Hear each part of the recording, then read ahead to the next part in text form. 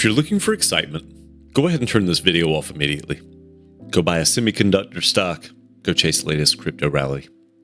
This video is not for the gamblers. However, if you're looking for a company that prints cash, pays you a yield north of 4.5%, and is currently priced by the market as if it's slowly going out of business, then welcome to my analysis of Bristol Myers Squibb. For the last 5 years, this stock has been the definition of dead money. If you bought 5 years ago, you're likely down on your principal. It's chopped sideways, dipped, and frustrated investors to no end. The market hates this stock. Wall Street has discarded it because of the dreaded patent cliff. The fear that their top revenue-generating drugs are about to lose protection and generic competition will crush their earnings. But as a risk manager, I don't only care about fear in the market. I don't only care about sentiment. I care about the price I pay for cash flow and the narrative moving forward. Right now, Bristol Myers Squibb is trading at a valuation that mathematically makes absolutely no sense compared to the broader market. Is it a value trap? A melting ice cube that will go to zero? Or is it the single best value opportunity in the healthcare sector? Today, I'm going to try to find out. Before we look at the numbers, we have to understand how we got here. We can't talk about BMY without talking about the massive acquisition of Celgene a few years ago. This was a monster deal over $70 billion. When a company spends that much money, they take on a mountain of debt. For years, investors have been terrified of that balance sheet. They looked at the debt load and said, it's too risky. But here's what the market is ignoring: the deleveraging. Since that deal closed, management has been aggressively paying down that debt. They've retired billions upon billions of dollars in obligations. The balance sheet today is significantly healthier than it was immediately post-merger. Yet, the stock price is still treating the company like it's drowning in leverage. This disconnect is our first clue that there may be an opportunity here. I want to be fair. I'm a skeptic by nature, so let's look at the bear case first. Why is this stock so cheap? It really comes down to 3 drugs. They generate a massive chunk of the company's total revenue. The problem? They're old. Revlimid is already facing generic competition. You can see the revenue from that drug starting to erode. It's a melting ice cube. Eliquis and Opdivo, 2 of the best-selling drugs in the world, face their own loss of exclusivity later this decade. The bear case is simple. Bristol Myers is losing its best players, and the new recruits aren't good enough to replace them. Wall Street models look at 2026, 2027, and 2028, and they see a revenue hole. They see earnings contracting. That's why they've sold the stock down to these levels. They believe the company will shrink. But here's the counter-argument. Let's run our own audit to see if the bears are being too pessimistic. Let's start with value. This is the most compelling part of the thesis. Right now, the S&P 500 trades at a high multiple, often north of 20 times earnings. Pharmaceutical peers like Eli Lilly are trading at astronomical valuations. Even boring competitors often trade in the mid-teens. Where's BMY? It's hovering in the single digits for its forward PE. We're talking about a PE of roughly 7 to 8 times forward earnings. Let that sink in. You're paying less than $8 for every dollar of profit for this company. To put that in perspective, if you bought a local business in your town, a car wash or a laundromat, you would probably pay 3 to 5 times earnings. BMY is a global biopharmaceutical giant with high margins and incredible intellectual property, and it is trading barely above the valuation of a private small business. Historically, this stock trades closer to 13, 14, or 15 times earnings. The gap between 8 times and 14 times is what we call the margin of safety. Even if earnings stay flat, a repricing to a normal multiple would result in a massive upside. But are the earnings real?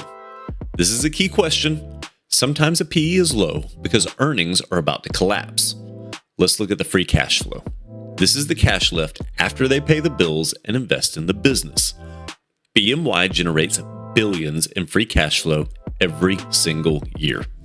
It's an absolute cash cow. They're using this cash to do 3 different things. First, they pay down that debt we talked about. Second, they buy back their own stock, which increases your ownership stake for free. And they pay you a dividend. This is not a company that's bleeding cash. This is a company that is drowning in cash, but simply has a revenue turnover problem. Now, let's talk about the income. Right now, BMY is paying a dividend yield north of 4.5%, pushing towards 5%. In a world where a savings account pays you less than 4%, has zero chance of appreciation, BMY offers you a competitive yield plus the equity upside. Is the dividend safe? We look at the payout ratio. This tells us what percentage of earnings goes to the dividend. Because of some recent one-time charges, accounting write-offs for acquisitions, the GAAP payout ratio looks messy. It looks high. But if you look at the cash flow payout ratio, the actual money leaving the bank account, it is very manageable. They're not borrowing money to pay the dividend. They're paying it from operations. They've also raised this dividend consistently for years. I do not see a dividend cut on the horizon unless the business fundamentally breaks. So, how do they solve the patent cliff? They can't just save their way to growth. They need new drugs. This is where the new product portfolio comes in. Management has identified a specific basket of new drug treatments for heart disease, immunology, and cancer that they believe will generate massive revenue by 2030. We're seeing double-digit growth in this new portfolio. They have 3 drugs that I dare not try to pronounce in this video that have funny names, but they are serious money. The growth rate of these new drugs is currently outpacing the decline of the old drugs. This is the inflection point. The market thinks the decline will win. I'm going to bet that the new portfolio is stronger than Wall Street gives it credit for. If these new drugs hit their target, the revenue hole disappears. And if the revenue hole disappears, the PE ratio doubles. We've looked at the debt, we've looked at the patent cliff, we've looked at the cash flow. Now let's put a price on it. I use mean reversion models. I assume that eventually fear dissipates and the stock returns to a normal historical average.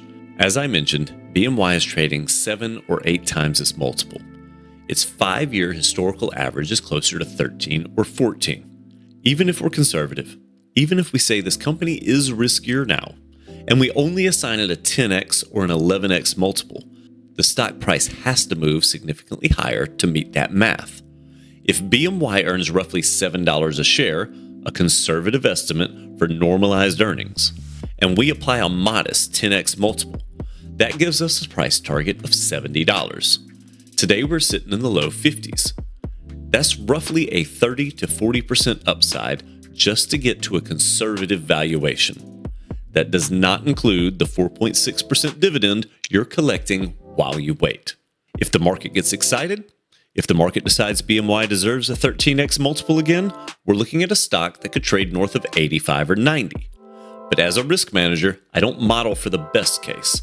I model for the base case. And even in the base case, the upside is substantial. So here's what I'm doing. I'm an accumulator here. I'm not selling the farm to buy it. I'm recognizing the risk. The patent cliff is real. And if the new drugs fail in clinical trials, the stock could stay dead money for another 2 years. But the price I'm paying provides a margin of safety. I'm treating BMY as a high-yield bond substitute.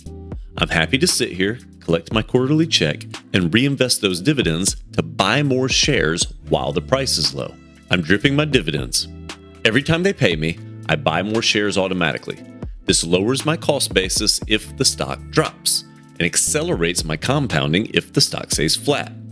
I believe that within the next 18 to 24 months, the narrative will shift. Wall Street will wake up and realize the cash flow is too good to be true. This is a patience play. If you need the stock to double next month, probably look somewhere else. If you want to build wealth slowly, predictably, and with a high degree of safety, Bristol Myers Squibb belongs on your watch list. If you like this content and you find it helpful, I'd appreciate it if you'd like the video to help push it out to more people. I am a small creator still, I have limited reach, and I just like to get out to more folks. Also, please consider subscribing. I put out a couple of these each week, and I'm always open to suggestions for other stocks that we may want to investigate. That said, as always, I appreciate your time. Thank you for watching, and we'll catch you in the next one.